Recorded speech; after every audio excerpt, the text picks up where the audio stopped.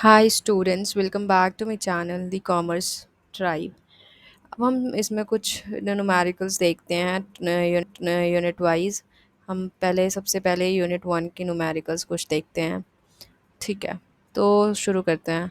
Question है कि हाँ, ये क्वेश्चन सारे शिवदास के हैं और मैंने सारे क्वेश्चन को कवर किया है, चाहे वो रिपीट हो रहे सेम सेम नेचर के थे, फिर भी मैंने सारे क्वेश्चंस को अटैच करने की कोशिश करी है। ठीक है, फर्स्ट क्वेश्चन देखते हैं कि the return on security X and security Y under different situation is given below. Risk risk और रिटर्न को फाइंड करना है, प्रोबेबिलिटी दी हुई है और सिक्योरिटीज़ के रिटर्न्स दिए हुए हैं और हमें डिसीजन मेकिंग करना है कि कौन से इन्वेस्टमेंट इन दोनों में से बेहतर है। तो चलते हैं, पहले हम रिटर्न को कैलकुलेट करते हैं। तो उसके लिए हमें जो भी देखिए यहाँ पे दिया हुआ है रिटर्न, सिक्योरिटी एक्स का रिटर्न दिया है, सिक्योरिटी वाई का रिटर्न दिया है और ये प्रोबेबिलिटी दी हुई है। तो जब हमें एक्सपेक्टेड रिटर्न निकालना होता है तो रिटर्न और प्रोबेबिलिटी को हम इनटू करते हैं। तो हमारे जो एक्सपेक्टेड रिटर्न ऑफ एक्स है, मतलब देखिए आप यहाँ पे हमारे एक्स का जो पहला रिटर्न है वो 10 है, तो 10 को हम इंटू कर देंगे 0.3 से। जो हमारी प्रोबेबिलिटी की परसेंटेज दी रही होगी तो हम उसको इन टर्म्स ऑफ नंबर, मतलब कि डिवाइड बाई 100 करके डेसिमल फॉर्म में जो आएगा हम उससे इंटू करेंगे। फिर इसको ऐड करके जो हमारी वैल्यू आएगी वो expected return for the x है। इसी तरीके से हम वाई के केस में करेंगे कि प्रोबेबिलिटी और इन रिटर्न्स को इनटू करेंगे और फिर सम करके जो भी हमारा आएगा वो एक्सपेक्टेड रिटर्न ऑफ वाई होगा। हमें कैलकुलेट करना है रिस्क। तो रिस्क को कैलकुलेट करने के लिए हमें स्टैंडर्ड डेविएशन कैलकुलेट करना पड़ता है। हम स्टैंडर्ड डेविएशन एक्स का और वाई का कैलकुलेट करेंगे। ठीक है, तो स्टैंडर्ड डेविएशन को कैलकुलेट करने के लिए हमें सबसे पहले वेरिएंस को फाइंड करना पड़ता है। तो वेरिएंस का मतलब है कि हमारे मतलब क्या डेविएशंस देखने को मिल रहे हैं। इस डेविएशंस जो भी मिल हैं, रिटर्न्स जो भी हमने यहाँ पे कैलकुलेट किया उन रिटर्न से कितना डेविएशन हो रहा है मीन से।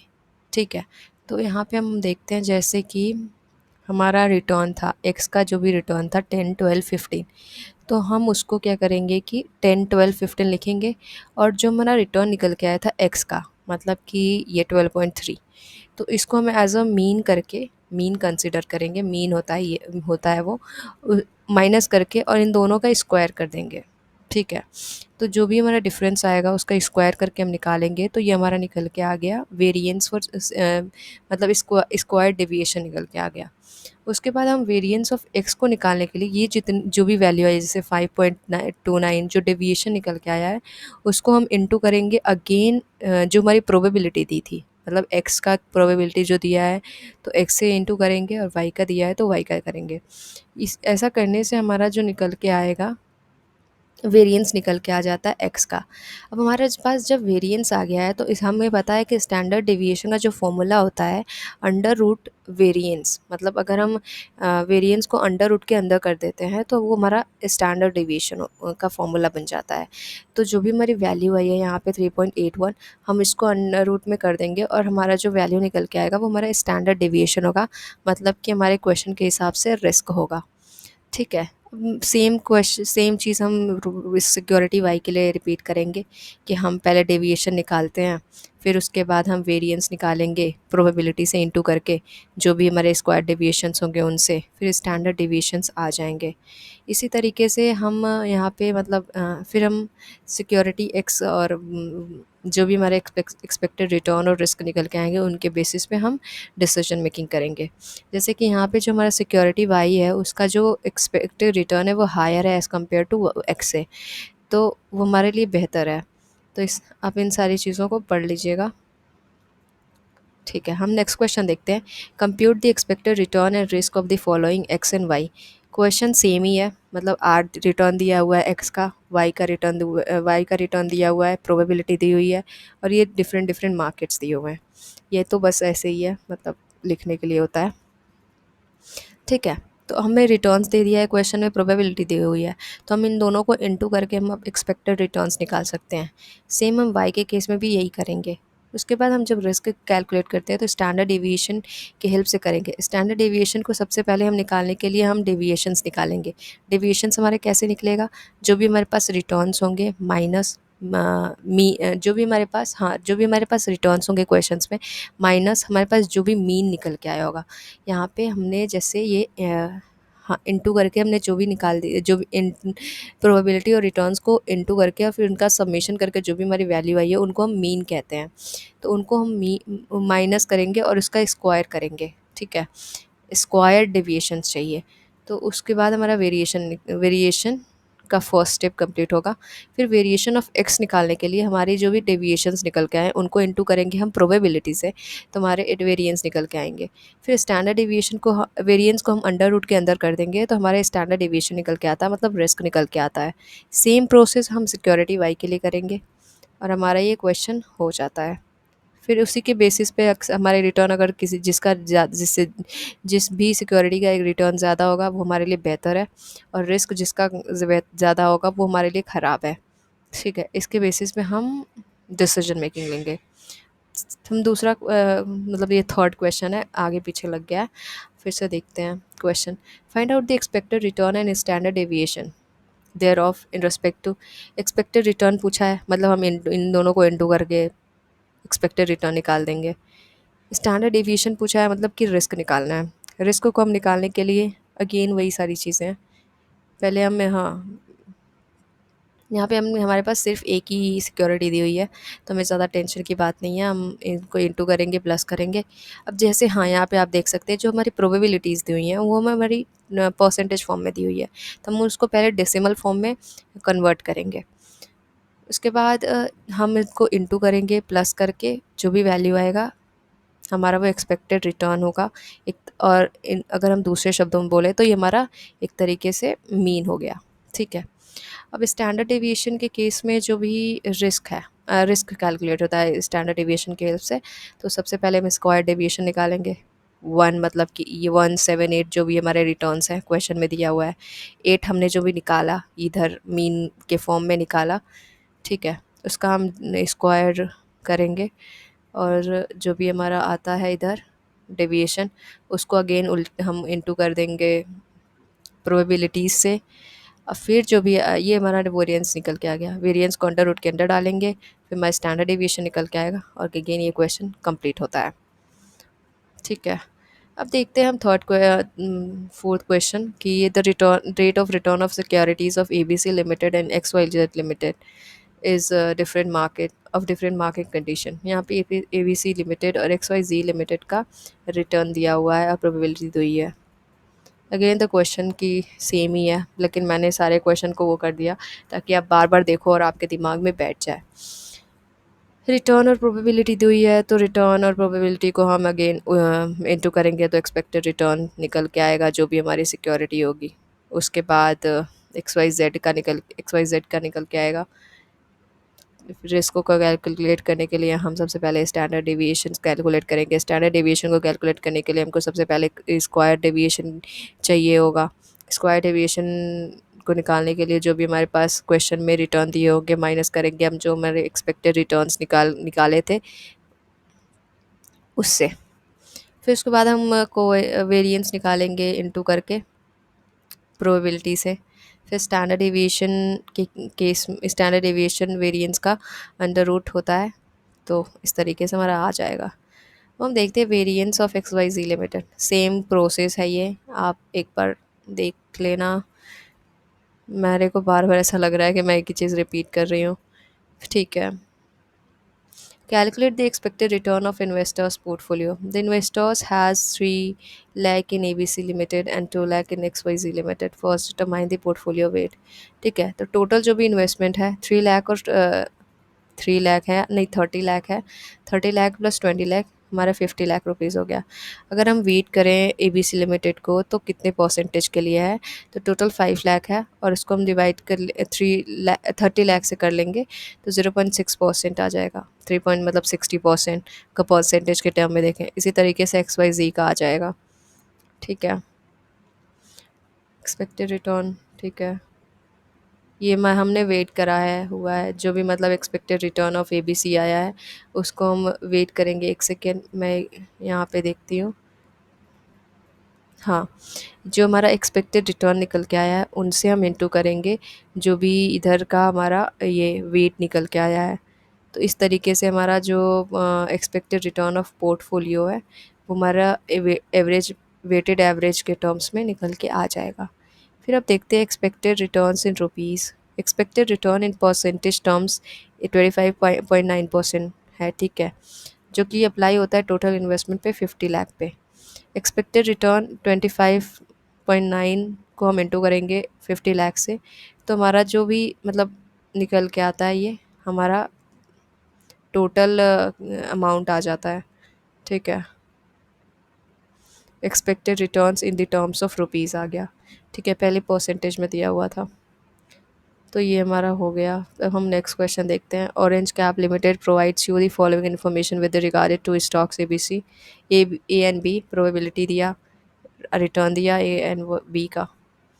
रिटर्न एंड प्रोबेबिलिटी को हम इंटू करेंगे, एक्सपेक्टेड रिटर्न ऑफ ए आएगा।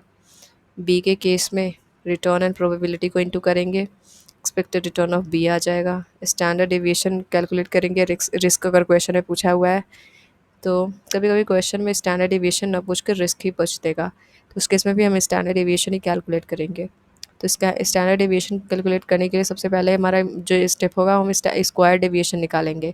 स्क्वायर डेविएशन निकालने के लिए हम हमारे पास जो भी रिटर्न होगा हम उसे माइनस करेंगे मीन से, और उसके बाद जो भी वैल्यू होगा लाइक, तो उसको हम प्लस क्या कहते हैं, इसका एक स्क्वायर निकाल के रख देंगे। फिर हम आगे यूज़ करेंगे वेरिएंस निकालते वक्त प्रोबेबिलिटी से इंटू करना पड़ता है। फिर हमारा वेरिएंस निकल के आएगा, वेरिएंस को अंडर रूट के अंदर करेंगे तो हमारा स्टैंडर्ड डेविएशन निकल के आएगा। इसी तरीके से हमारे बी के केस में भी है। आप एक बार इन सारे क्वेश्चन से गो थ्रू कर लेना वीडियो को पॉज करके। मैं आपको एक बार दिखा देती हूँ। ये डिसीजन मेकिंग है, जिसका भी हायर रिटर्न होगा तो उसका वो स्टॉक हमारे लिए बेहतर होगा, जिसका रिस्क हायर होगा वो बेकार होगा, ठीक है।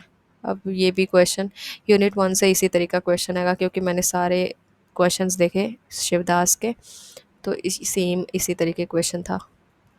गेन देखो, प्रोबेबिलिटी रिटर्न्स दिया हुआ है, आपसे यही क्वेश्चन पूछेगा, रिस्क निकालने के लिए पूछ सकता है, और रिटर्न्स और प्रोबेबिलिटीज़ दिया होगा आपको एक्सपेक्टेड रिटर्न्स निकालने के लिए, ठीक है। आप एक बार वीडियोस को पॉज करो और अच्छे से गो थ्रू कर लो, क्योंकि वैसे आप 2-4 क्वेश्चन भी कर लोगे तो मेरे लिए तो मेरे हिसाब से तो इनफ है, लेकिन मैंने फिर भी अटैच कर दिया था आप लोगों के लिए कि आप इनको कर सको, ठीक है। मैं कुछ अलग से देखूंगी तो मैं बताऊंगी। यस गाइस, अगर हाँ कोवेरिएंस अगर पूछता है, कोवेरिएंस का coefficient of variation, sorry, coefficient of variation पूछता है, तो उस केस में जो हमारा फॉर्मूला होता है वो स्टैंडर्ड डेविएशन अपॉन रिटर्न होता है, ठीक है। तो हम दिखाते हैं, मैं दिखा देती हूँ। स्टैंडर्ड डेविएशन हमारा निकल के कितना आया, 2.24। एक सेकेंड, कोवेरी एक्स का देखना था, ठीक है, एक सेकेंड।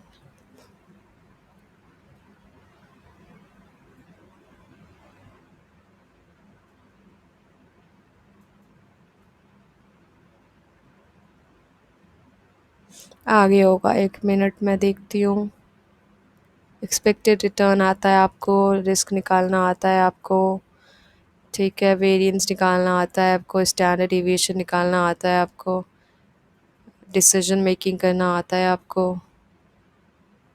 ठीक है। हाँ, ये क्वेश्चन देखते हैं, कॉम्प्रिहेंसिव क्वेश्चन है का, ठीक है। The return on two securities under 4 possible states of nature are given, ठीक है। स्टेट्स ऑफ नेचर दिया हुआ है, प्रोबेबिलिटी दिया हुआ है, सिक्योरिटी दिया, रिटर्न दिया हुआ है। ए का in the form of percentage और बी का दिया है in the form of percentage, ठीक है। तो हम प्रोबेबिलिटीज़ को पहले हम रिटर्न और प्रोबेबिलिटीज़ को करेंगे। यहाँ पे आप ध्यान रखना कि प्रोबेबिलिटीज़ को हम कन्वर्ट कर रहे हैं, लेकिन रिटर्न्स को हम कन्वर्ट वगैरह नहीं कर रहे हैं 100 से डिवाइड करके, ठीक है। ये सेम है। स्टैंडर्ड डेविएशन का केस, ठीक है, वेरिएंस हो गया, ओके। ये हमारा सेकंड सिक्योरिटी के लिए हो गया। ठीक है, calculate the covariance between the returns on security A and B. Covariance जो होता है वो मेजर करता है कि कैसे, मतलब how the returns of A and B move together, किस तरीके से जो भी रिटर्न्स हैं ए और बी के, किस तरीके से वो बढ़ रहे हैं, मतलब एक दूसरे से अपोजिट डायरेक्शन में जा रहे हैं या फिर एक साथ जा रहे हैं। तो उनके केस में हम इस डेविएशन निकालेंगे, दोनों का डेविएशन निकाल साथ में निकालेंगे। ठीक है, तो उसके लिए ये 7 - 11, ये 7 जो भी ए का रिटर्न होगा क्वेश्चन में दिया हुआ, और ये 11 जो एक्सपेक्टेड रिटर्न हम निकाले होंगे प्रोबेबिलिटी से इंटू करके, वो है। इन दोनों को, इसको इंटू करेंगे हम सेकेंड वाले मतलब बी वाले से, तो ये हमारा डेविएशन निकल के आ जाएगा। ठीक है, फिर उसके बाद हम क्योंकि दो दो से काम कर रहे हैं, मतलब दो सिक्योरिटीज़ को एक साथ लेके काम कर रहे हैं, तो हम उस टाइम पे वेरिएंस की जगह पे कोवेरिएंस निकालते हैं। ओके, तो अगेन इन सारे वैल्यूज़ को हम 0.2 मतलब प्रोबेबिलिटीज़ जो भी हैं उनसे हम करेंगे। ठीक है, तो ये हमारा कोवेरिएंस निकल के आता है। उसके बाद हमारा क्या कहते हैं, कोफिशिएंट ऑफ कोरिलेशन निकालना है। तो कोफिशिएंट ऑफ कोरिलेशन निकालने का हमारा फॉर्मूला क्या होता है, कोवेरिएंस जो कि हमने यहाँ पे कैलकुलेट किया, कोवेरिएंस यहाँ पे निकल के आया दोनों सिक्योरिटीज़ के। ठीक, दोनों कंपनीज़ के सिक्योरिटीज़, मैं पता नहीं बार बार क्यों बोल रही हूँ। फिर स्टैंडर्ड डेविएशन ऑफ ए, जो भी स्टैंडर्ड डेविएशन ऑफ ए निकाले हमने, स्टैंडर्ड डेविएशन जब हम वेरिएंस को अंडर रूट करके निकालते हैं तो स्टैंडर्ड डेविएशन निकल के आता है। तो उस ऊपर आपने कैलकुलेट किया, स्टैंडर्ड डेविएशन ऑफ ए निकालेंगे, स्टैंडर्ड डेविएशन ऑफ बी निकालेंगे, और इनका जो भी हम डिवाइड करेंगे तो हमारा निकल के आएगा कोरिलेशन। ठीक है, तो इस तरीके से ये कैलकुलेट हो जाएगा। हम देखते हैं आगे कौन से क्वेश्चन है जो कि थोड़े डिफरेंट है। Sanjeev is considering two investment proposals, the probability distributions of returns on these two stocks is different in different market condition is as follows. Probability दिया हुआ है, एक्स एंड वाई लिमिटेड की रिटर्न्स दिए हुए हैं। अगेन ये ऊपर के तो सेम है, रिटर्न्स एंड प्रोबेबिलिटी निकाल को इनटू करके एक्सपेक्टेड रिटर्न ऑफ एक्स निकालेंगे। ये आपको आता है, स्टैंडर्ड डेविएशन निकालेंगे, आपको आता है ये भी। ठीक है, variance of Y limited, again square deviation निकालेंगे, फिर वेरिएंस निकालेंगे, वेरिएंस का फिर अंडर रूट करेंगे तो स्टैंडर्ड डेविएशन, फिर रिस्क एंड रिटर्न निकालना है। रिस्क एंड रिटर्न का ये मतलब समरी है एक तरीके से, मैंने एक जगह लिख दिया है। फिर डिटरमाइन डिसीजन मेकिंग करेंगे। हाँ, एक सेकेंड, ये coefficient of variation of x का देखते हैं। Coefficient of variation of x, x किधर गया, coefficient of variation of x,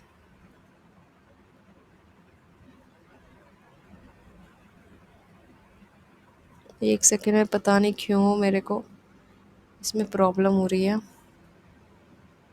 हाँ, coefficient of variation of x, यहाँ पे जो हमारा स्टैंडर्ड डेविएशन निकल गया है 26.46, जो मैं पहले आपको बता रही थी कि स्टैंडर्ड डेविएशन डिवाइड बाई करेंगे हम, ये क्या कहते हैं, रिटर्न। ठीक है, 25, ये हमारा एक्सपेक्टेड रिटर्न आया है एक्स का 25। यही मैं बताने की कोशिश कर रही थी वहाँ पे, पता नहीं क्यों ऊपर दिखा नहीं, ऊपर भी था लेकिन वो मेरे को दिखा नहीं। ठीक है, तो यहाँ पे standard deviation divide by written जो भी निकालेंगे तो हमारा निकल जाएगा कोफिशिएंट ऑफ वेरिएशन। ये हमारे क्वेश्चन में पक्का पूछेगा, कोफिशिएंट ऑफ वेरिएशन पूछता है, क्योंकि बच्चे नहीं कर मतलब कभी कभी छोड़ देते हैं, तो इस वजह से। तो ये मेरे को ये कोफिशिएंट ऑफ वेरिएशन ही बताना था आप लोगों को, क्योंकि मेरे को ये याद आ रहा था कि ये छूट रहा था, अदरवाइज़ तो इसके सारे क्वेश्चन सेम है। Mr. Gupta makes an investment at rupees 50. The year and price of this investment under different market condition with equal probabilities. ठीक है, ईयर एंड प्राइस, ये in terms of money, in terms of rupees दिया हुआ है। Find the expected return for the first year period and risk. ठीक है, calculate inflation adjusted. हाँ, ये क्वेश्चन थोड़ा इंपॉर्टेंट है, देख लेते हैं कि हमें अगर रिटर्न को कैलकुलेट करना है। ठीक है, तो जो भी हम ईयर एंड पे, हम ईयर एंड प्राइस था, जो कि क्वेश्चन में 75 दिया था, ईयर एंड प्राइस दिया हुआ है 50 रुपीज़, और जो हमने इनिशियल इन्वेस्टमेंट किया है हम इसको माइनस करेंगे, 75 - 50 करेंगे, और डिवाइड बाई 50 करेंगे। ठीक है, मतलब कि ये क्या कहते हैं, year and minus initial price divide by initial price into 100 करेंगे। ठीक है, तो हमारा जो निकल के आएगा 50%। ये हमारा क्योंकि परसेंटेज टर्म्स में कैलकुलेट होता है इसलिए वजह से हम 100 करेंगे। इसी तरीके से हम नॉर्मल वाले केस में भी और बियरिश वाले केस में भी निकाल लेंगे। तो हमारा रिटर्न्स निकल के आ गया। क्योंकि इसमें डायरेक्ट रिटर्न्स नहीं दिया था तो हमें ये काम करना पड़ा। ठीक है, क्यों, और क्वेश्चन में हमें बोला हुआ था एक से कि हमारे जो तीनों कंडीशंस हैं उसके तीनों के इक्वल प्रोबेबिलिटी है। इक्वल प्रोबेबिलिटी का मतलब होने का मतलब है कि 1/3। एक सेकेंड, क्वेश्चन मैं दिखा दूँ आपको। ठीक है, the year and price of this investment under different market condition with equal probabilities. तो जब इक्वल प्रोबेबिलिटीज़ होगा, अगर मान लो चार चार यहाँ पे 3 की जगह 4 आइटम क्या कहते हैं 4 होता, तो उस केस में हम 1/4 करते अगर इक्वल प्रोबेबिलिटी वाला केस होता तो। अब हम देखते हैं एक्सपेक्टेड रिटर्न कैसे निकालते हैं। एक्सपेक्टेड रिटर्न निकालने के लिए हम क्या कर रहे थे कि हम प्रोबेबिलिटी को रिटर्न को और प्रोबेबिलिटी को हम इंटू कर रहे थे। तो सेम केस हम यहाँ पे भी करेंगे, बस ये थोड़ा फ्रैक्शन के फॉर्म में दे दिया है तो इसकी वजह से वो क्वेश्चन थोड़ा हमें टफ लग रहा है, लेकिन हमको डरना नहीं है ना। ये 1/3 प्रोबेबिलिटी हो गया, ये रिटर्न हो गया 50 20 -10, हमारा रिटर्न हो गया। तो हमारा जो भी ऐड करके आएगा वो हमारा एक्सपेक्टेड रिटर्न होगा। तो इस तरीके से हमारा जो एक्सपेक्टेड रिटर्न है वो कैलकुलेट हो जाता है। हम रिस्क कैलकुलेट करते हैं। रिस्क को कैलकुलेट करने के लिए हमें फिर डेविएशन निकालना पड़ेगा। डेविएशन को हम किस तरीके से निकालेंगे, हमारा जो भी रिटर्न होगा माइनस करेंगे हम, रिटर्न को माइनस करेंगे हम मीन से। ठीक है, मीन हमारा क्या है, एक्सपेक्टेड रिटर्न निकल के आया है जो है, इसको हम जो स्क्वायर्ड करेंगे तो हमारा डेविएशन निकल के आएगा। ठीक है, फिर को वेरिएंस को निकालने के लिए हम क्या कहते हैं प्रोबेबिलिटी से इंटू करेंगे तो हमारा वेरिएंस निकल के आएगा। और स्टैंडर्ड डेविएशन निकालना है तो स्टैंडर्ड वेरिएंस को हम अंडर रूट में कर देंगे तो हमारा स्टैंडर्ड डेविएशन निकल के आएगा। अब हम देखते हैं कि हम अगर कैलकुलेट करें ये रिटर्न को, अगर इन्फ्लेशन एडजस्ट करके, क्वेश्चन में दिया है कि इन्फ्लेशन का रेट ये है, अगर हम इसको इसलिए इन्फ्लेशन रेट को एडजस्ट करते हैं तो हमारा फिर से रिटर्न क्या निकल के आता है। ठीक है, द एक्सपेक्टेड रिटर्न इज़ 20। हमारा जो एक्सपेक्टेड रिटर्न था 20%, और जो हमारा इन्फ्लेशन का रिटर्न रेट दिया हुआ है क्वेश्चन में वो 8% दिया हुआ है। तो हमारा रियल रिटर्न क्या है। तो जब भी हमको ये वाले क्वेश्चन आते हैं जैसे इन्फ्लेशन रेट आ गया एडजस्ट करने के लिए, तो हमारे पास एक फॉर्मूला है कि 1 प्लस एक्सपेक्टेड रिटर्न। ठीक है, और 1 प्लस इन्फ्लेशन रेट, इसको हम डिवाइड करेंगे, -1 कर देंगे। तुम्हारा जो एक्सपेक्टेड रिटर्न था 20 था, मतलब 0.20। इन्फ्लेशन रेट था 8%, डेसिमल फॉर्म में करेंगे 0.08। ठीक है, फिर हम ये फॉर्मूला के हिसाब से अपने वैल्यूज़ को रखेंगे। हमारा जो भी वैल्यू आएगा वो हमारा रियल रिटर्न आया होगा, जो कि हमारे इन्फ्लेशन को एडजस्ट करने के बाद आया हुआ है। यूनिट 3 का कुछ हम न्यूमेरिकल क्वेश्चन देखेंगे अब। ओके, तुम्हारा जो पहला क्वेश्चन है वैल्यूएशन ऑफ शेयर से रिलेटेड है। तो ठीक है, इसको शुरू करते हैं। हमारे जो क्वेश्चन में कुछ इन्फॉर्मेशन दी हुई है, जैसे एनुअल टर्नओवर हो गया, ऑपरेटिंग प्रॉफिट हो गया, इक्विटी शेयर कैपिटल हो गया, उसकी फेस वैल्यू 100 है, capital reserve 12%, preference share capital, long term loan debenture, tax rate, पे आउट रेशियो। ठीक है, इन सारे इन्फॉर्मेशन के बेसिस पे हमें निकालना है कि अर्निंग पर इक्विटी शेयर्स क्या होती है। तो अर्निंग पर इक्विटी शेयर को निकालने के लिए हमें अर्निंग पर शेयर निकालने की ज़रूरत है। तो उसके केस में हम जो भी हमारे यहाँ पे दिया हुआ है जैसे कि 20%। ठीक है, जो भी हमारा एनुअल टर्नओवर दिया हुआ है, इधर आते हैं। हमारे जो भी प्रॉफिट दिया था 20 लाख रुपीज़, उन प्रॉफिट में से हम जितने भी हमारे एक्सपेंसेस हैं, जैसे कि इंटरेस्ट का एक्सपेंस हो गया, वो हम माइनस करेंगे यहाँ से। ठीक है, जब हम इसको माइनस कर देंगे तो हमारा जो निकल के आएगा कि प्रॉफिट बिफोर टैक्स, इसमें से भी टैक्स माइनस नहीं है, फिर उसको हम टैक्स भी माइनस करेंगे। ये सारी इन्फॉर्मेशन यहाँ पे दी हुई है, देख यहाँ पे टैक्स दी हुई है। और यहाँ पे और क्या कहते हैं, हमने क्या माइनस किया, इंटरेस्ट रेट माइनस किया, जो भी प्रेफरेंस शेयर कैपिटल का था, लॉन्ग टर्म लोन का था। ठीक है, इसको माइनस करते हैं, उसके बाद हम देखते हैं प्रॉफिट आफ्टर टैक्स हमारा आ जाता है। प्रेफरेंस डिविडेंड हम ऊपर ना माइनस करके पहले हमने जो भी डिबेंचर का और लोन का इंटरेस्ट था उसको माइनस किया, फिर उसके बाद हमने प्रेफरेंस को माइनस किया, क्योंकि ऐसा हम इसलिए कर रहे हैं क्योंकि जब हमारा जब इंटरेस्ट पेमेंट हो जाता है डिबेंचर और डेट वाले पोर्शन का, तब हम आते हैं शेयर वाले पोर्शन पे। तो ये इसलिए यहाँ पे इसको बाद में माइनस किया गया है। इसको करने के बाद हमारा earnings available for equity shares आ जाएगा, अगर हम प्रॉफिट आफ्टर टैक्स को माइनस कर देते हैं प्रेफरेंस डिविडेंड से। ठीक है। फिर अर्निंग पर शेयर को निकालने के लिए जो भी हमारी ये वैल्यू आएगी, earning available for equity share holders को डिवाइड करेंगे नंबर ऑफ इक्विटी शेयर से, तो हमारा अर्निंग पर शेयर आ जाएगा। हमारा फर्स्ट वाला पार्ट कंप्लीट हो गया। फिर हम देखते हैं मार्केट प्राइस। मार्केट प्राइस हमने अपने थर्ड यूनिट वाले पार्ट में देखा था कि हम पी रेशियो से ईपीएस को मल्टीप्लाई कर दे रहे थे, तो मार्केट प्राइस की इंट्रिंसिक वैल्यू आज मतलब शेयर की इंट्रिंसिक वैल्यू आ जा रही थी। तो हम सेम वही काम यहाँ पे भी करेंगे। Dividend per equity share. Dividend per equity share निकालने के लिए हमें इन्फॉर्मेशन दी हुई है क्वेश्चन में कि जो भी डिविडेंड पे आउट रेशियो है 50% है, तो उसके हेल्प से हम निकालेंगे। ठीक है। तो हम 50% total dividend of equity share holder, जितने भी मतलब 50% of earnings available for equity share holders, जितने 50% की जो अर्निंग्स थी वो इक्विटी शेयर होल्डर्स के लिए अवेलेबल कर दी गई थी। क्योंकि डिविडेंड वाले केस में हमने डिविडेंड रेशियो जो था हमने देखा पे आउट रेशियो 50% है। ठीक है। तो उसका हम 50% निकाल लेंगे, तो हमारा आ जाएगा dividend per share. Dividend per share निकालने के लिए टोटल डिविडेंड जितना भी होगा उसको डिवाइड कर देंगे जितने भी लोग होंगे जिनको देना होगा, तो उन वैल्यू आ जाएगी 29.65। हम देखते हैं next question, earning yield on equity share. Earning yield को निकालने के लिए हमारा जो अर्निंग पर शेयर है उसको हम डिवाइड कर देंगे मार्केट प्राइस से। जो हमारी इंट्रिंसिक वैल्यू हम पहले निकालते थे, वैसे यहाँ पे मार्केट प्राइस से हम अगर डिवाइड कर देते हैं और इनटू 100 करते हैं तो परसेंटेज के फॉर्म में हमारी अर्निंग यील्ड निकल के आएगी।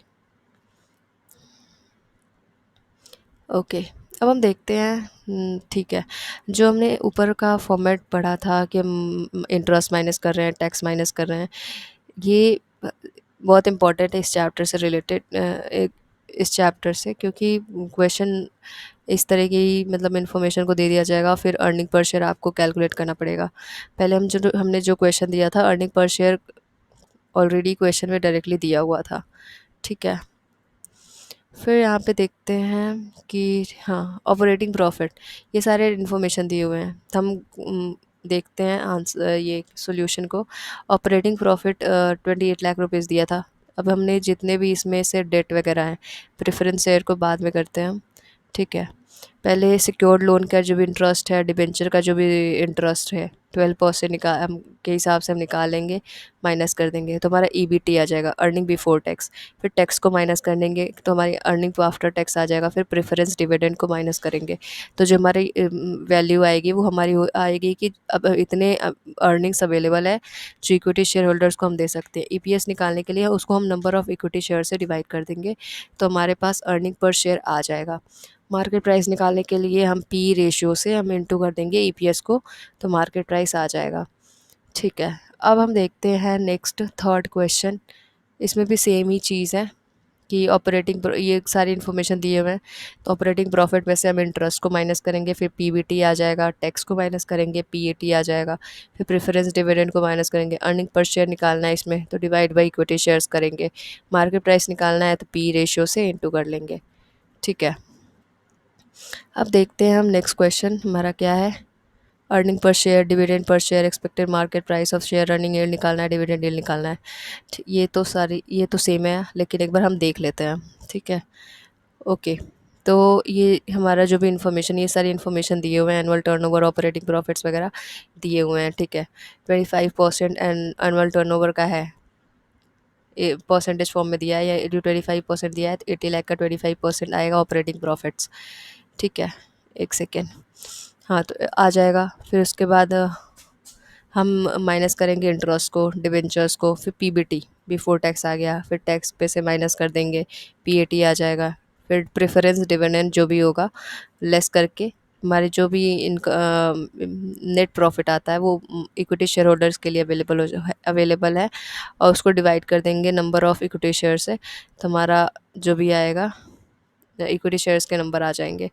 ईपीएस निकालने के लिए हमें नंबर ऑफ़ इक्विटी शेयर्स की ज़रूरत पड़ती है, इस वजह से हम इसको यहाँ पे डिवाइड किए हैं। क्वेश्चन में डायरेक्टली नहीं दिया हुआ था नंबर ऑफ़ इक्विटी शेयर, अभी हमने ऊपर जितने क्वेश्चन देखे उसमें नंबर ऑफ़ इक्विटी शेयर्स में क्वेश्चन में अवेलेबल था, इसलिए हमें ज़रूरत नहीं पड़ रही थी निकालने की, लेकिन यहाँ पे निकालने की ज़रूरत पड़ी क्योंकि हमारे क्वेश्चन में दिया हुआ नहीं था।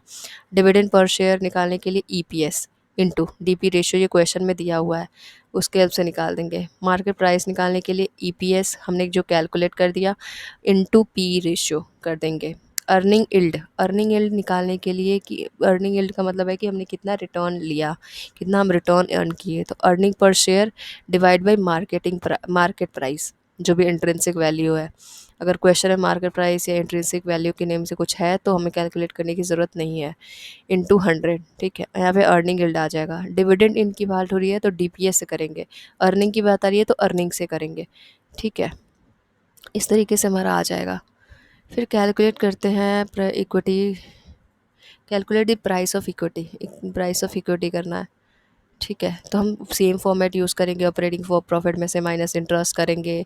फिर देखिए हाँ इन्वेस्टमेंट है, मतलब किसी भी तरीके का इन्वेस्ट वगैरह इंटरेस्ट वगैरह आ रहा है तो हम उसको पहले माइनस करेंगे।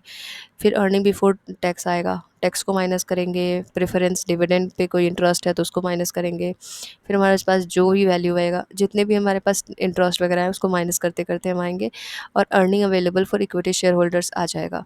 ईपीएस को निकालने के लिए नंबर ऑफ़ इक्विटी शेयर से हमें डिवाइड करना पड़ेगा, मुझे लगता है इसमें क्वेश्चन में दिया हुआ है ना। हाँ यहाँ पे देखिए इक्विटी शेयर कैपिटल ₹10 दिया है, तो यहाँ से 20 लाख से 10 को डिवाइड करेंगे तो हमारे पास वैल्यू आ जाएगी।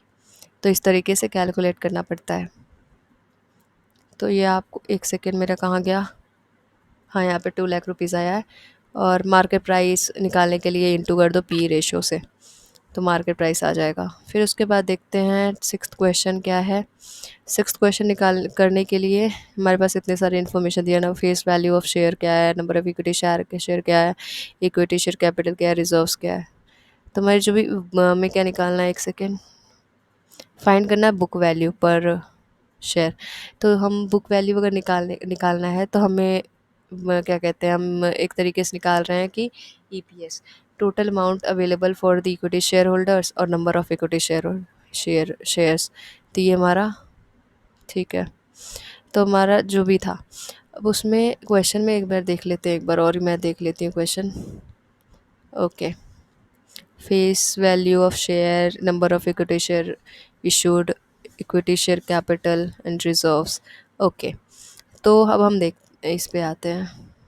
तो हमारे जो इक्विटी शेयर कैपिटल दिया हुआ था एक्स कंपनी का और जी कंपनी का, तो उस और रिजर्व्स दिया था, इन दोनों को अगर हम ऐड करते हैं तो हमारा जो भी क्या कहते हैं ईपीएस निकालने के लिए amount available for equity share holders है वो आएगा। ठीक है, फिर number of equity shares question में दिया हुआ है, उसको हम जब डिवाइड कर देंगे तो हमारा आ जाएगा book value for the share. ठीक है, मतलब ईपीएस एक तरीके से।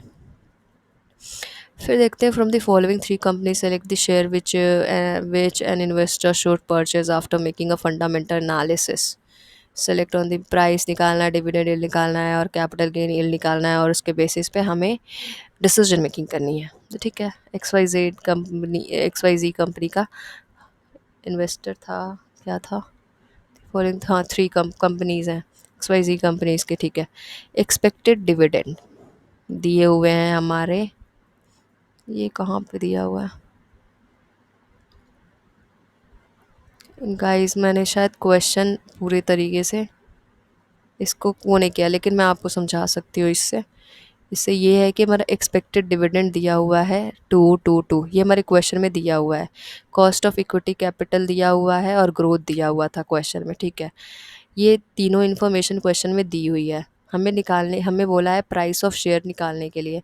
तो प्राइस ऑफ शेयर निकालने के लिए हमें करना पड़ेगा नेक्स्ट ईयर का जो भी एक्सपेक्टेड डिविडेंड होगा डिवाइड बाय ये के ई का मतलब है कि रिटर्न, कितना रिटर्न मिल रहा है। ठीक है, हमने जो थर्ड यूनिट में पढ़ा था रिटर्न माइनस ग्रोथ, तो ये वही रिटर्न है। तो के ई माइनस जी जो निकल के आएगा वो हमारा मतलब निकाल देगा पी ओ, मतलब प्राइस ऑफ शेयर निकालेगा। ओके, तो उसके हाँ इसको हम कैलकुलेट कर लेंगे तो हमारी वैल्यू आ जाएगी। डिविडेंड इल्ड निकालना है, मतलब कि डिविडेंड पे कितना रिटर्न मिल रहा है। तो D one upon P zero करेंगे, मतलब कि प्राइस ऑफ करेंट, ये करेंट अभी जो भी है मतलब करेंट चल रहा है, अब ये क्वेश्चन में प्रोवाइडेड होगा। ठीक है, तो इसको हम डाल देंगे, उसका परसेंटेज हमारा कैलकुलेट होके आ जाएगा। ये टर्म और क्या कहते हैं परसेंटेज के टर्म्स में होगा, तो इंटू 100 कर लेना।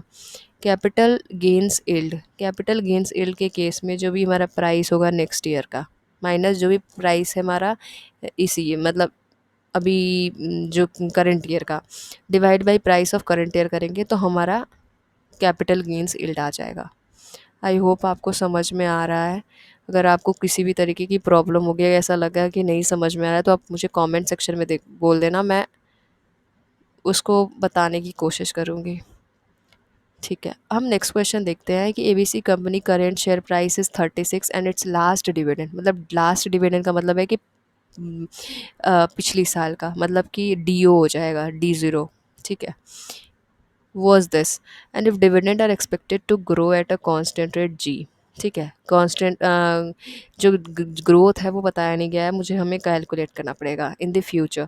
And if you are required to return rate of return, यहाँ पे हमने बताया था ना के ई जो था वो रिटर्न था, तो इसका ध्यान देना अगर के ई के नाम से आ जाए तो कंफ्यूज मत होना, ये रिप्रेजेंट करने का अलग अलग तरीका होता है। 12% है। ठीक है, A B C expected share है, प्राइस उसका है 2 साल के नहीं, what is the A B C expected price 2 years. ठीक है, हमें एक तरीके से प्राइस निकालना है सेकेंड ईयर का। ठीक है, तो देखते हैं डी ज़ीरो दिया हुआ है कितना 2.4, जी नहीं दिया हुआ था, के ही दिया हुआ था, और हमें प्राइस ऑफ सेकेंड ईयर निकालना है। तो उसके लिए हम नेक्स्ट ईयर का डिविडेंड देखेंगे। ठीक, और डिवाइड बाय रिटर्न माइनस जी, ये फॉर्मूला तो हमने ऑलरेडी पढ़ रखा है। ठीक है, तो यहाँ पे आपने देखा होगा कि कहीं भी इस तरीके का नहीं दिया है कि डिविडेंड हमारा क्या कहते हैं डिविडेंड दिया हो आगे एक्सपेक्टेड ईयर का या फिर नेक्स्ट ईयर का डिविडेंड नहीं दिया हुआ है। तो हमारे पास जो डिविडेंड दिया हुआ है लास्ट डिविडेंड, तो हम उसी को मानेंगे कि हमारे एक्सपेक्टेड भी डिविडेंड यही होगा, और इसी के हिसाब से हम इंफॉर्मेशन को रख देंगे। ठीक है, अब एक चीज़ और क्या कहते हैं, यहाँ पे जब लास्ट डिविडेंड दिया हुआ है तो हमने 2.4 लिख तो दिया, लेकिन अगर हम देख रहे हैं कि हमारे क्वेश्चन में दिया है कि ग्रोथ कांस्टेंट ग्रोथ देखने को मिल रही है, तो हम जब हम डी वन निकालते थे या फिर मतलब एक्सपेक्टेड डिविडेंड निकालते थे तो हम करते थे 1+G, और जो भी ईयर रहता था हम लिख देते थे, मतलब यहाँ पे 1 रहता था तो 1 लिखते थे। तो हम वही काम यहाँ पे भी करेंगे ताकि हम एक्सपेक्टेड डिविडेंड ला पाएँ। ओके, आई होप यह चीज़ आपको समझ में आ गई होगी। फिर ये के ई और जी रिटर्न माइनस ग्रोथ। ओके, फिर इसी तरीके से इंटरचेंजेबली मतलब क्रॉस मल्टीप्लिकेशन करके हम कैलकुलेट करने की कर लेंगे, और जो भी आंसर आएगा वो हमारी प्राइस होगी, सेकेंड प्राइस ऑफ शेयर होगी 2 साल के बाद सेकेंड ईयर की। ठीक है, अब हम देखते हैं नेक्स्ट क्वेश्चन। बुक वैल्यू पर share of alpha limited is 150। Book value का मतलब है अर्निंग पर शेयर, जो जिस तरीके से हम निकाल रहे थे, तो यहाँ पे हम हाँ it's return on equity is this, R O E इतना है, same expected to maintain and the same is expected to maintain in future, और यही चलता रहेगा, यही 20% रहेगा। Follows of distributing 15% of earnings at dividend, investors require rate of 16%। Investors को मतलब 16% ऑफ रेट ऑफ रिटर्न बनाए रखना है, और कैलकुलेट करना है अर्निंग्स पर शेयर कि मतलब 16% रेट ऑफ रिटर्न बनाए रखने के बाद, अगर रखना है, अगर 16% ऑफ रिटर्न चाहता है तो हमारी एक्सपेक्टेड अर्निंग्स क्या होगी, एक्सपेक्टेड डिविडेंड क्या होगा और ग्रोथ रेट क्या होगा। ठीक है, क्वेश्चन में दिया हुआ है बुक वैल्यू वैल्यू पर शेयर, आरओई दिया है, डीपी दिया है, रिक्वायर्ड रेट ऑफ रिटर्न दिया है।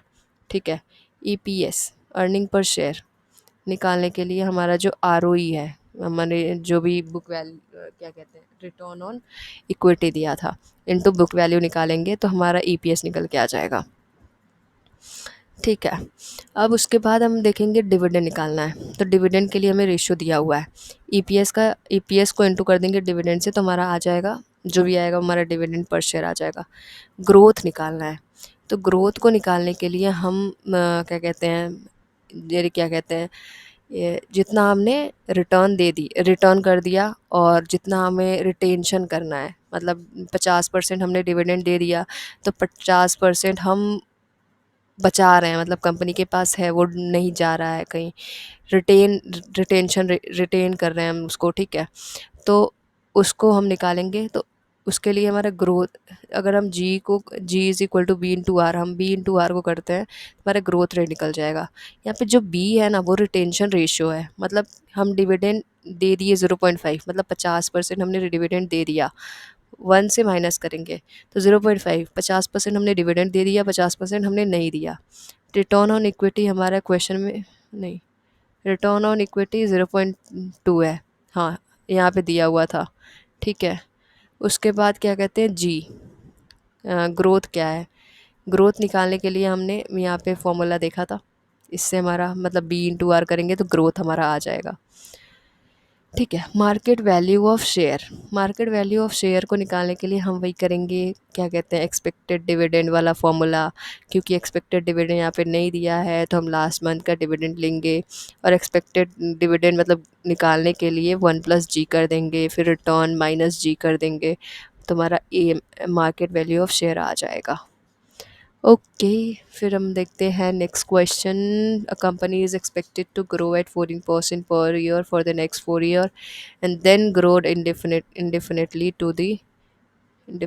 For the 5%। ठीक है, per year expected to grow 40% per year for the next 4 year.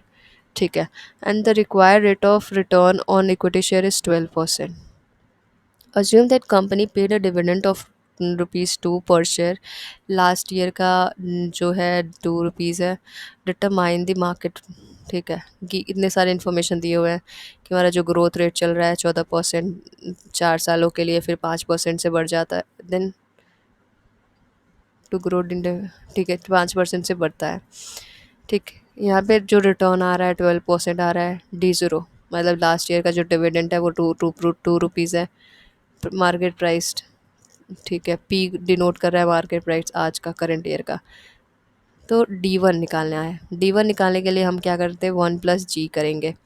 जी यहाँ पे क्या है 14%, तो 100 से डिवाइड करेंगे तो हमारा 100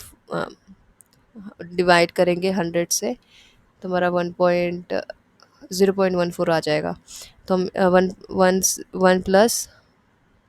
0.14 करेंगे तो 1.14 आएगा।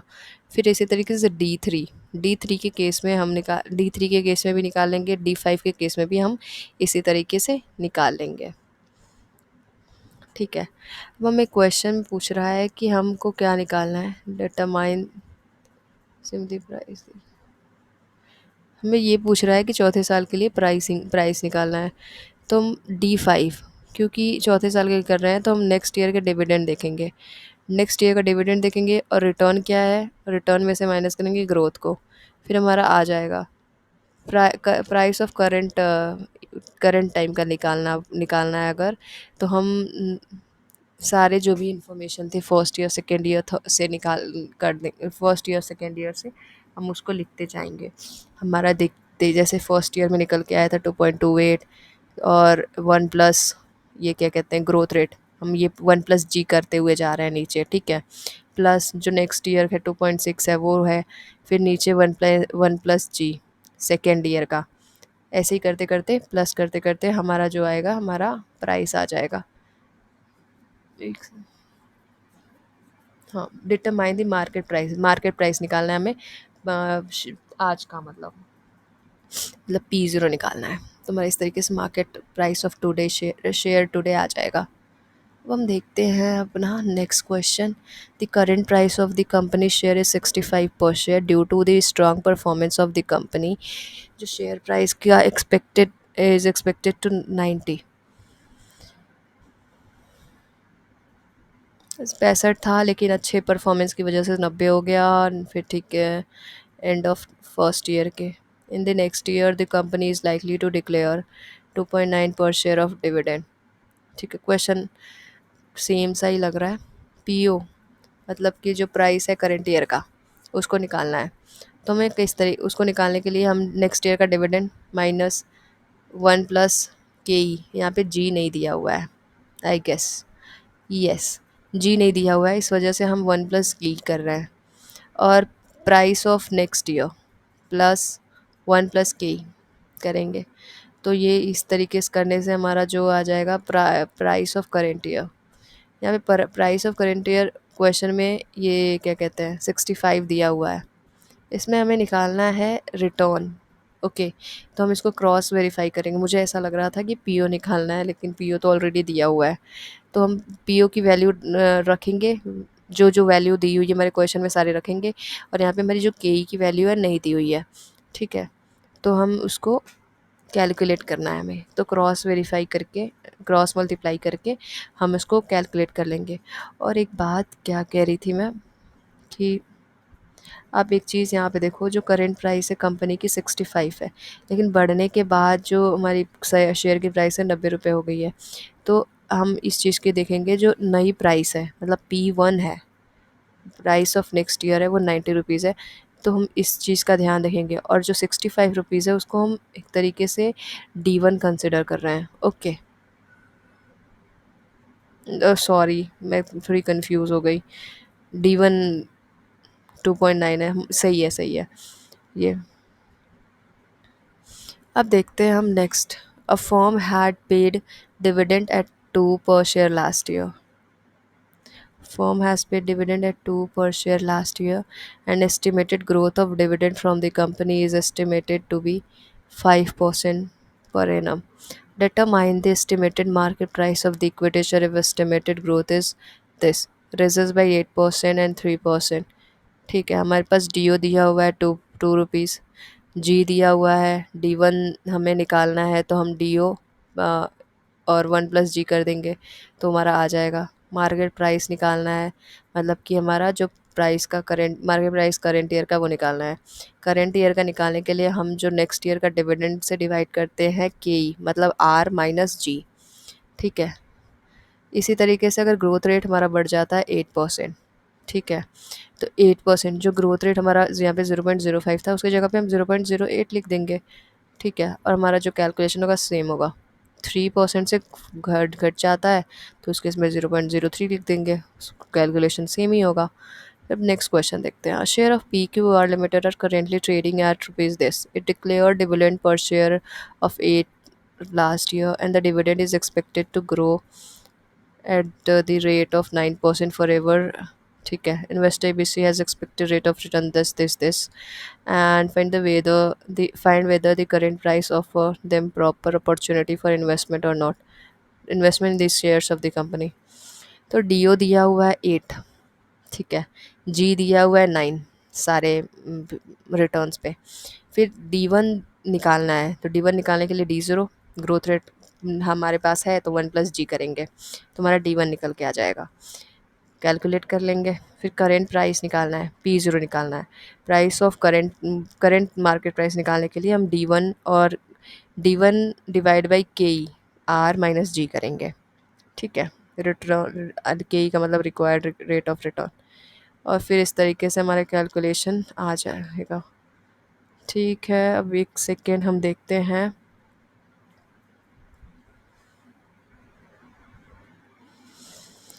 हम देखते हैं। Okay, ABC limited is currently paying dividend of 1 and expected to grow at this. What is the value of equity capitalization rate and growth rate is इतना instead of this. First case में देखते हैं, D0 क्या है, 1 है, growth दिया हुआ है 7, के दिया हुआ है 15। आप पता है जब हम पेपर में अगर इस तरीके से इन्फॉर्मेशन आएगी तो आप भी जो गिवन वाला पार्ट है आप पहले लिख लेना, और फिर उसके बाद अगर नहीं आ रहा होगा इन केस तो आप सोचने की कोशिश करना कि कौन कौन सी चीज़ें मतलब ऐसे क्या क्या करेंगे, कौन कौन सा फॉर्मूला बन सकता है, तो आप इजीली कर सकते हो। इन केस अगर आपको नहीं आता है, अगर आता है तो बहुत अच्छी बात है। ठीक है, तो यहाँ पे हमारे पास D0 ग्रोथ और के दिया है, तो हम ग्रोथ के हेल्प से हम D1 निकाल सकते हैं। ठीक है, D1 जब निकल गया तो हम मार्केट प्राइस निकाल लेंगे D1 के हेल्प से, रिटर्न और ग्रोथ के हेल्प से। ठीक है, फिर उसके बाद हम नेक्स्ट में देखते हैं। हाँ, जब हमारा ग्रोथ रेट्स 8 हो गया तो 7 था तो 0.07 था, अब 8 था तो 0.08 हो जाएगा, 4 है तो 0.04 हो जाएगा, और कैलकुलेशन सारे हमारे सेम ही हैं। अब देखते हैं नेक्स्ट क्वेश्चन अपना जो भी है। ABC Limited declared dividend of 2 last year and the company expects to maintain growth rate as per the schedule। ठीक है, इतना ईयर वाइज हमारा क्या कहते हैं, फर्स्ट टू टू वन एक पहला और दूसरे साल में 10% का ग्रोथ, तीसरे में 8% का, चौथे में 10% का, फिफ्थ का में ये है। तो हमें सेम काम करना है, हम ईयर वाइज हम अलग अलग ग्रोथ रेट रख के सेम फार्मूला पे हमको निकालना है। क्वेश्चन में हमसे क्या पूछा है, क्वेश्चन में हमसे एडवाइस द शेयर वर्थ। ठीक है, वही मार्केट प्राइस पूछ रहा है, हमें उसके बेसिस पे डिसीजन मेकिंग करना है। ठीक है, ये सब सेम है।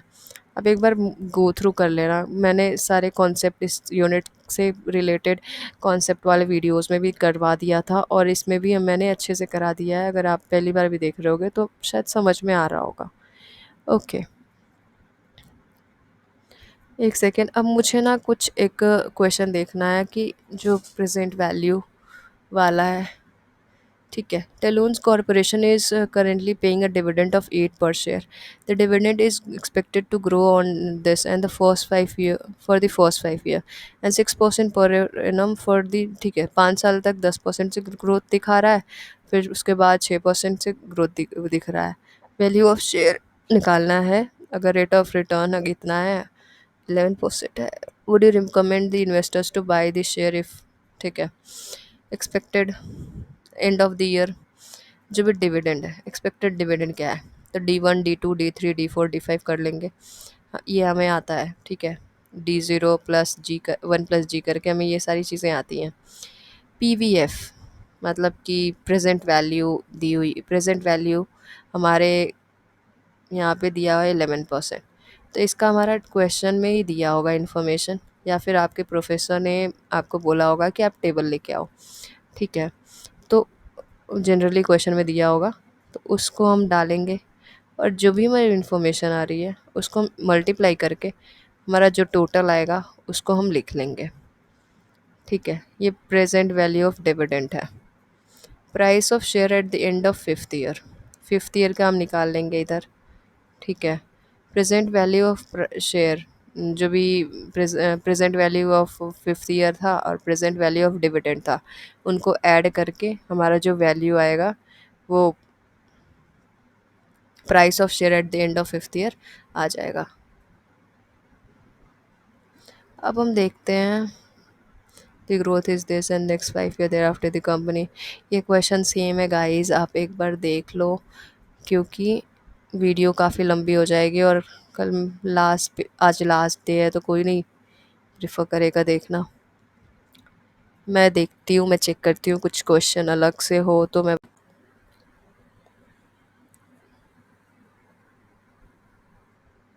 हम ये क्वेश्चन एक देख लेते हैं कि Talon Corporation is currently paying a dividend of 8 per share and the dividend is expected to grow at 10% per annum for the first 5 year, और उसके बाद 6% per annum से इंक्रीज होगा।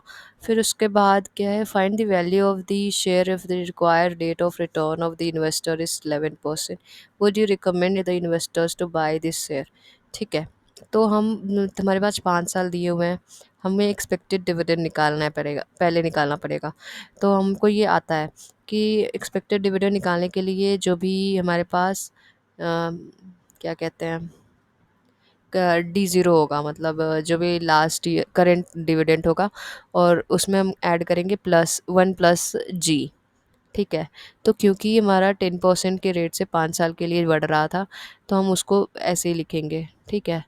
उसके बाद हमारा पी वी एफ 11% पे, पी वी एफ का जो भी डेटा होगा वो हमारा प्रोवाइडेड होगा क्वेश्चन में, या फिर आपके प्रोफेसर ने बोला होगा कि टेबल ले आना। फिर हम इसको इंटू करके मैम टोटल कर लेंगे। ठीक है। P5 निकालने के लिए, मतलब प्राइस ऑफ 5th ईयर निकालने के लिए हम निकालेंगे D5 × 1 + G करके, वही सेम प्रोसेस।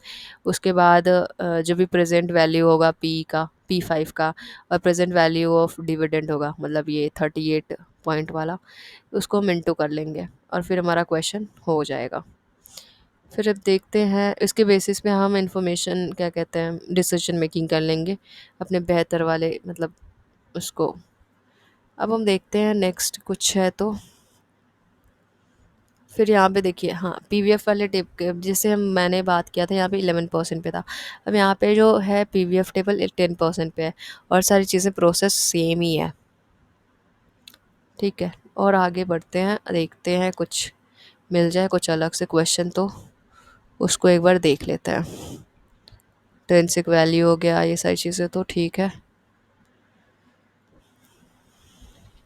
यस गाइस, अगर आपको लगे कि कोई क्वेश्चन को आपको चाहिए कि नहीं समझ में आ रहा है, तो आप मुझे कमेंट सेक्शन में बता देना। अभी ठीक है, एक क्वेश्चन इसको देखते हैं। Mister Sunil has required rate of return this is he had made investment of the share ABC limited Gordon model, हमने ऑलरेडी देखा है, पढ़ा हुआ है। Find the value of share if earning per share ये है, return on investment, return on reinvestment 20% है, retention ratio ये इतने सारे हैं। ठीक है। रिटेंशन रेशियो दिया है, मतलब हम डिविडेंड रेशियो हम ऑलरेडी फाइंड कर सकते हैं। ठीक है। गॉर्डन मॉडल की हेल्प से हम निकालते हैं। तो हमारा जो है रिटेंशन रेशियो जब 0% है, तो ई पी एस -1 - बी। ठीक है। करेंगे तो हमारा आ जाएगा ई पी एस × 1 - बी। यहाँ पे जो बी है वो रिटेंशन रेशियो है, रिटर्न माइनस बी आर, मतलब कि बी इंटू आर करते हैं तो हमारा निकल के आता है जी। तो यहाँ पे जी है ये, मैंने इसीलिए ये क्वेश्चन उठाया। फिर केस 2, हमारा रिटेंशन रेशियो 40 हो गया। तो यहाँ पे भी हम सेम करेंगे, क्योंकि जी नहीं दिया हुआ है क्वेश्चन में डायरेक्टली, लेकिन हमें पता है कि क्वेश्चन में जी छुपा हुआ है ऑलरेडी, तो उसको हम निकालने की कोशिश करेंगे। इस तरीके से हमारा जो प्राइस है, price of year current year हम निकाल लेंगे। ठीक है। अब उसके बाद देखते हैं कोई क्वेश्चन अलग से। गाइस ये सारे क्वेश्चन सेम है, लेकिन बस थोड़े से मतलब तरीके सॉल्व करने का तरीका अलग है, लेकिन हमने जो ऑलरेडी सीख रखा है आप उन्हीं सारे तरीक़ों से करना सॉल्व, क्योंकि कन्फ्यूजन लास्ट टाइम पे बहुत ज़्यादा होती है। ये सारे क्वेश्चन सेम है, रिटर्न निकालना, प्रोबेबिलिटी को इंटू करना, फिर डेविएशन निकालना, ये सारी चीज़ें सेम है, बस करने का तरीका अलग है। मेरे पास ज़्यादा टाइम नहीं था, इसलिए मैंने इस तरीके से अटैच कर दिया, अदरवाइज़ मैं प्रॉपर कराती अच्छे से। ठीक है। उसके बाद हम देखते हैं, सेम है गाइस, ये भी एंड प्राइस दिया हुआ है, डिविडेंड दिया हुआ है, हम इंटू करेंगे, डेविएशन निकालेंगे, फिर यहाँ पे बात कर रहा है स्टैंडर्ड डेविएशन निकालने का, रिस्क निकालेंगे। तो ठीक है, ये यहीं पे हमारा ख़त्म होता है। अगर आपको कोई भी क्वेश्चन ऐसा लगे कि नहीं आपको नहीं समझ में आया, आप मुझे कमेंट सेक्शन में प्लीज़ बताइएगा। मैं सारे कमेंट्स को रिप्लाई करने की कोशिश करूँगी। और ये ठीक है, 2 यूनिट के न्यूमेरिकल्स मैंने कवर कर दिए। मैं और कोशिश कर रही हूँ कि मैं बना के डाल पाऊँ, अगर डाल पाई तो ठीक है, अदरवाइज़ हाँ। और तो और अगर आपको नोट्स की ज़रूरत होगी, इन न्यूमेरिकल क्वेश्चंस की ज़रूरत होगी, तो आप मुझे डीएम कर सकते हो ऑन माई इंस्टाग्राम, और उसका लिंक हमारे डिस्क्रिप्शन बॉक्स पे मिल जाएगा आपको। लेकिन हाँ, डीएम करने से पहले आप मुझे फॉलो कर लेना, क्योंकि उसके बाद ही मतलब मुझे ईज़ी हो पाता है, मेरे को अगर कोई फ़ाइल वगैरह भेजनी पड़ती है तो। Okay, thank you guys for watching my video.